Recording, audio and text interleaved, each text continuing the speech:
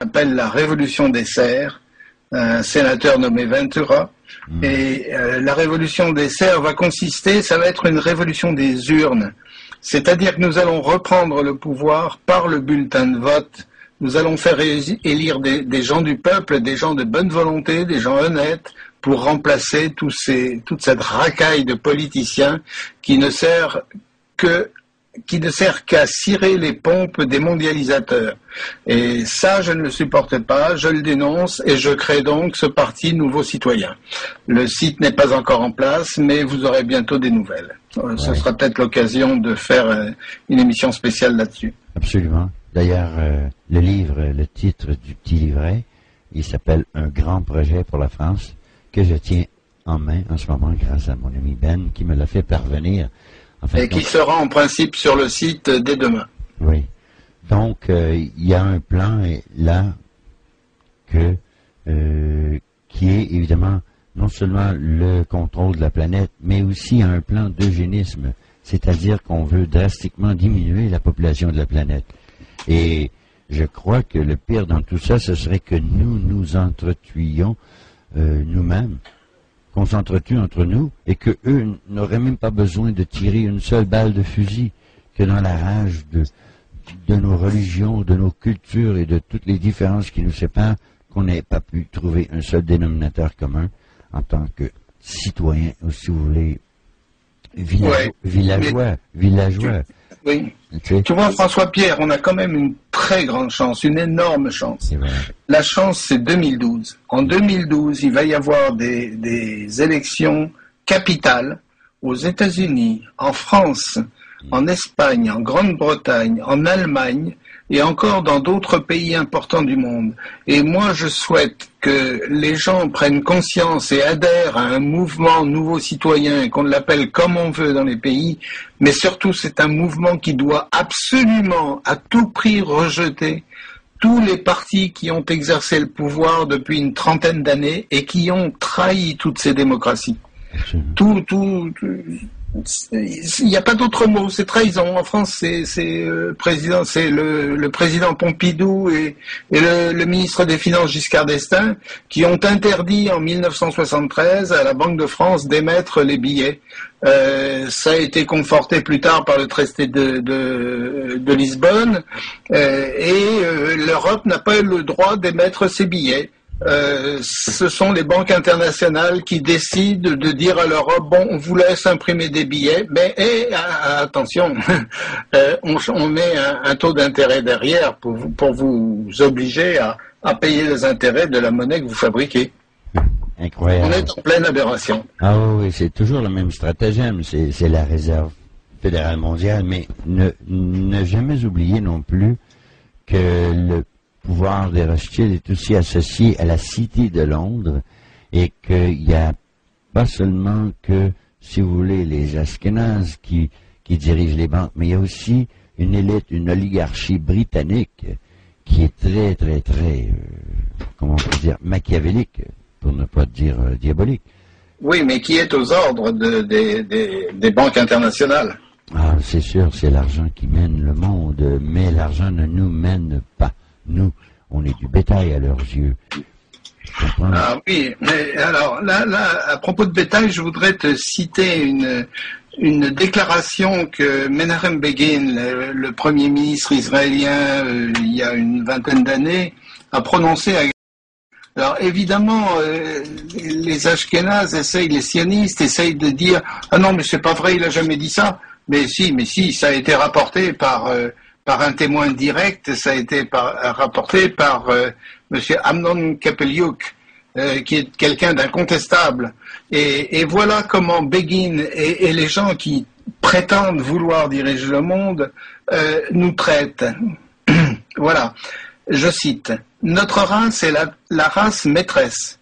Nous sommes des dieux divins sur cette planète. Nous sommes aussi différents des races inférieures qu'ils le sont des insectes. En fait, comparé à notre race, les autres races sont des bêtes et des animaux, et au mieux du bétail. Les autres nous sont considérés comme des excréments humains. » Pas mal, la comparaison. Nous sommes des excréments humains. Oui. Notre destin est de commander aux races inférieures.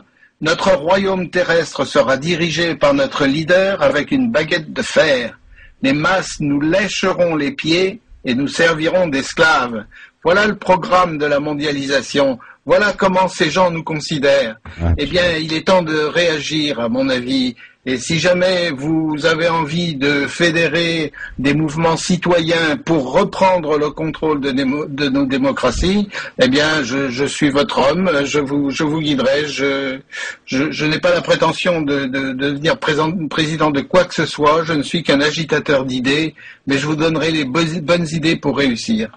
Bien, ici, au Québec, on est en train de, justement, le symposium sur les énergies libres et la survie, va commencer à mettre en place, on a déjà commencé, mais je veux dire, ça va être officialisé là, des réseaux où les gens vont se regrouper dans quelques domaines qui se fait. C'est pour ça que je ne veux pas élaborer en ce moment parce qu'on se perdrait là-dedans.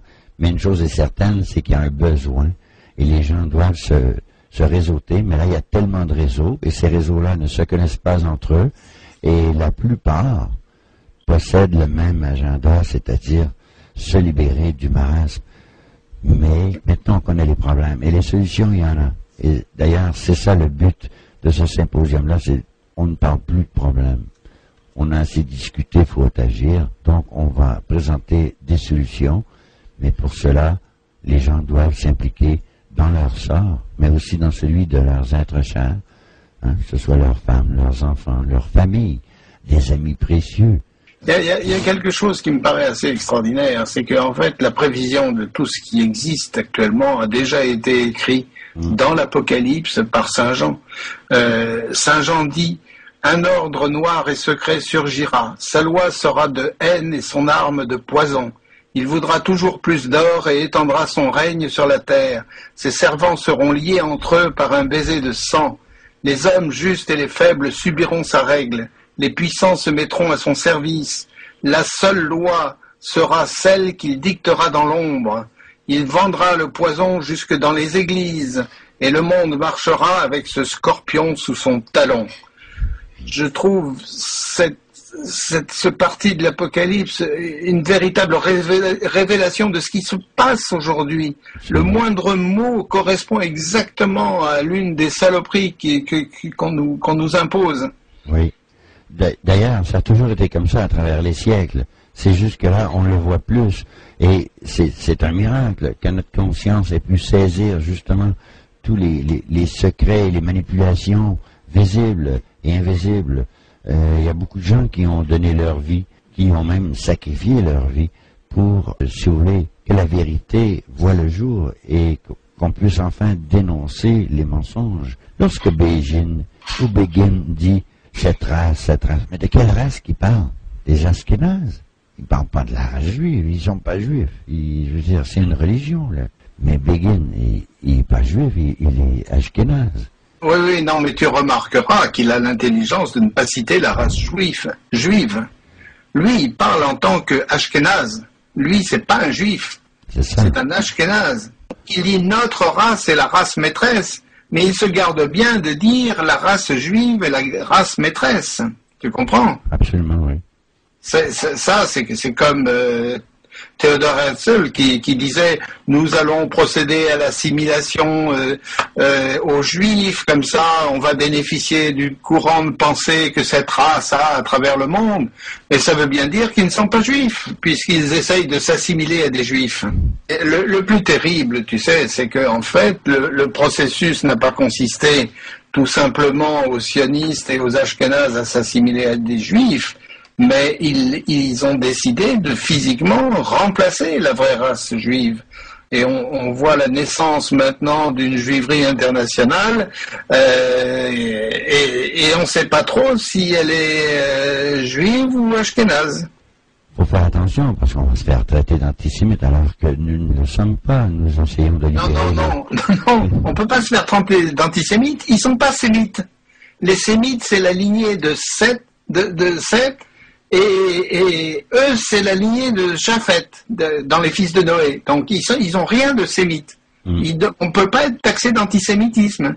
On peut être taxé d'antisionisme, d'anti-ashkénazisme, mais pas d'antisémitisme. D'ailleurs, il y a beaucoup de, comment on pourrait dire, il y a beaucoup de musulmans qui sont sémites. Et mais eux, les vrais Arabes sont des sémites. Alors là, oui, ils sont de la descendance d'Abraham. Absolument. Donc, ce que ne sont pas du tout les Ashkénazes. Et voilà. Je voudrais terminer en citant à nouveau quelqu'un d'important. C'est celui que le fondateur de la dynastie Rothschild avait décidé de mettre à la place de sa société secrète destinée à détruire tous les royaumes d'Europe, Adam Weishaupt, qui a à l'époque édicté les règles qu'il allait utiliser pour réussir à dominer le monde. Alors, en premier, il dit « Nous pratiquerons la corruption monétaire et sexuelle à tous les niveaux des gouvernements. Une fois que ces gens succomberont à nos promesses, à nos mensonges, à nos déceptions et à nos tentations, ils deviendront nos esclaves, au moyen de toutes sortes de chantages, de menaces, de ruines financières, d'expositions publiques, de dommages fiscaux, et ceux qui seront tentés de résister seront punis de mort. » Et là, on pourra revenir sur ce sujet plus tard, mais j'ai une liste de personnalités qui ont été assassinées, froidement assassinées à cause de leurs idées. Et exécutées sans même s'en rendre compte par les moyens les plus naturels et les plus discrets. C'est formidable, des sentences de mort exécutées sans même s'en rendre compte par des moyens les plus naturels et les plus discrets. En deuxième point, il place « Nous chargerons les universités et les facultés de s'occuper du développement des élèves aux facultés intellectuelles exceptionnelles, appartenant à de bonnes familles et les élevant de façon internationale en les formant à l'idée que seul un gouvernement mondial sera capable de mettre fin aux conflits et aux guerres. Ce sont eux qui organisent toutes les guerres depuis 200 ans. D'ailleurs, la veuve du fondateur de la dynastie Rothschild, qui a eu 5 fils Rothschild qui sont partis aux 5 coins de l'Europe fonder chacun sa banque Rothschild et qui financent toutes les parties des guerres qu'on a vues en Europe depuis 200 ans, cette brave femme a dit « Mais si mes fils n'avaient pas voulu qu'il y eût de guerre, il n'y en aurait jamais eu. » Peut-on avoir meilleur témoin de la saloperie de ces gens? Absolument. Par un sujet qui me tient particulièrement à cœur. C'est le 4e point de cette stratégie que Weishaupt a mis au point pour le compte du fondateur de la dynastie Rothschild. Il dit « Nous prendrons par tous les moyens le contrôle absolu de la presse, seul moyen de promouvoir nos idées et soutenir nos actions. Également indispensable à la promotion de l'idée que seul un gouvernement mondial pourrait résoudre les nombreux problèmes de la société. » On est en plein dedans aujourd'hui. On ne peut pas lire un journal qui ne nous dit pas la mondialisation est inéluctable, on ne peut pas faire autrement, c'est le seul moyen de résoudre tous les problèmes de la Terre. Alors quand on sait que ce sont ceux qui vendent ces idées-là, qui organisent tout le bordel mondial, on ne peut que dans un premier temps rire, mais dans un second essayer de se ressaisir et de lutter contre cette forme de fatalité qui n'en est absolument pas une. Oui, c'est une fatalité qui ne devrait pas faire partie de notre destin si nous nous impliquions dans notre destin. Absolument. Alors c'est le temps. Et je te remercie, Ben. C'est un plaisir. Je sais que ce ne sera pas le dernier entretien que nous aurons, enfin bien, je l'espère.